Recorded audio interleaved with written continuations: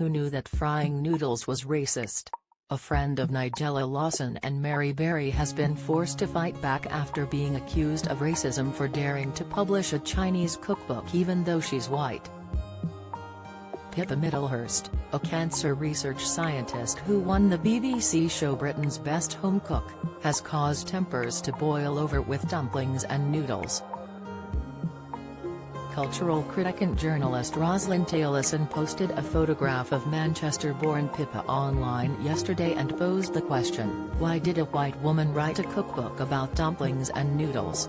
This provoked a feeding frenzy of abuse, with poor Pippa, 28, receiving hundreds of angry messages. The BBC recipe writer, who studied Chinese cookery at Lanzhou Noodle School and has been eating dim sum dumplings since she was a child, complained about the woke bullies, saying, "Attacking an individual that you know nothing about. And calling me an arrogant and uncreative white woman allows others who respect your opinion to justify harassing me." However, filmmaker Aisha Siddiqui refused to accept her response, telling her, "I'm not sure you understand or care at all." Domestic goddess Nigella was even dragged into the row after she posted Pippa's chili oil recipe on her website. Lawson said she had tried it out and it filled her with joy. However, the woke police told her that she was not allowed to post ethnic recipes by a white person. In response, Nigella defended her friend, saying, "My cookbook corner section features writers of all backgrounds and cultures." What next? Italians storming Nigella HQ after she cooked pasta carbonara. Bridgerton's Phoebe and Vi love triangle hold on to your bloomers. Bridgerton star Phoebe Dynevor has signed up for an even more body drama. And this time, she's performing behind as well as in front of the cameras.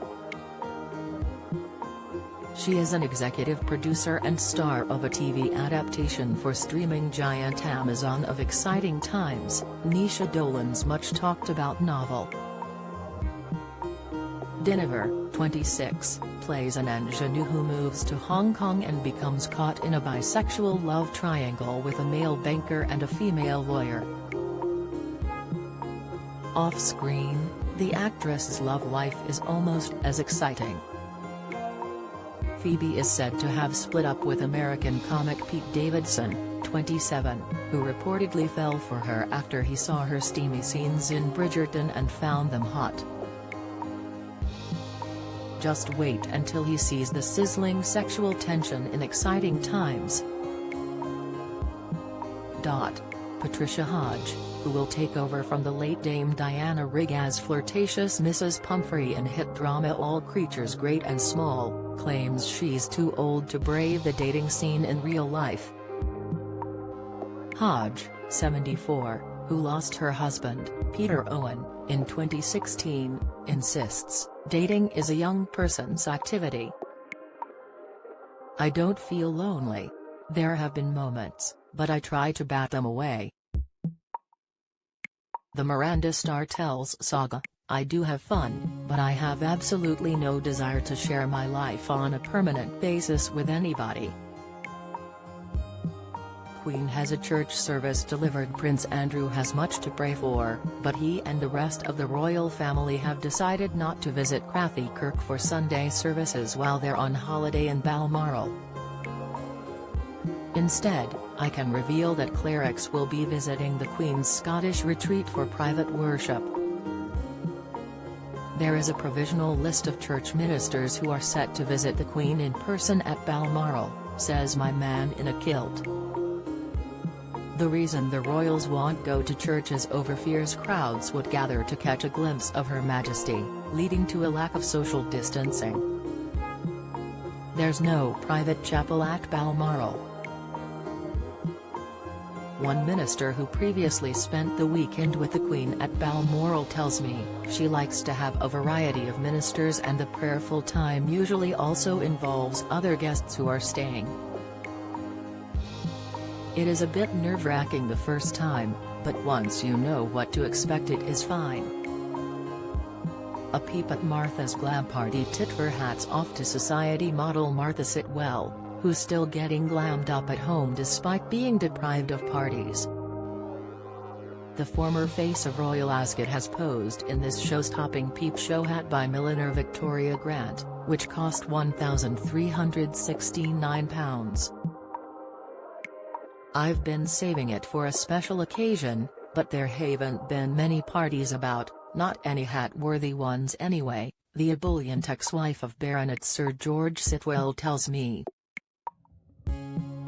Martha once summed up marriage as pure misery, saying it sucks all the energy from you, sucks your youth and all the fun from your life.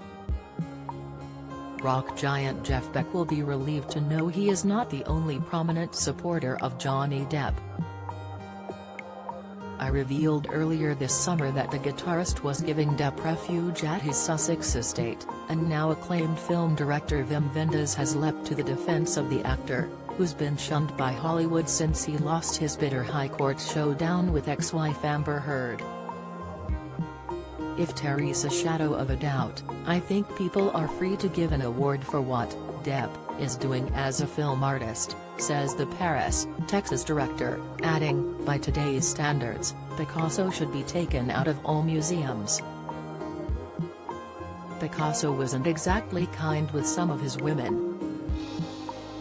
Bruno and Judy back in step.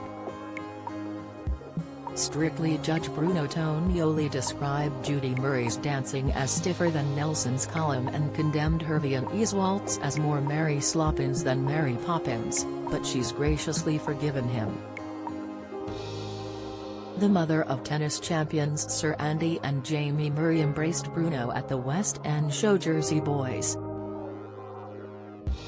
"Has a massive tennis fan and we connected in a big way," Judy tells me.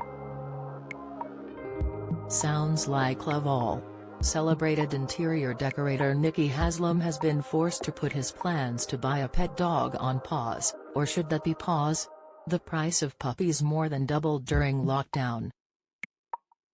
"I had hoped to buy a black Pekingese puppy, but I can't find one, or they are too expensive," he tells me. "I've had about 20 over the years, the last one went to Canada and never came home." He had even thought of a name for his new pooch, Zephyr. "I've called them all names starting with Z. It is my favorite letter." How zany.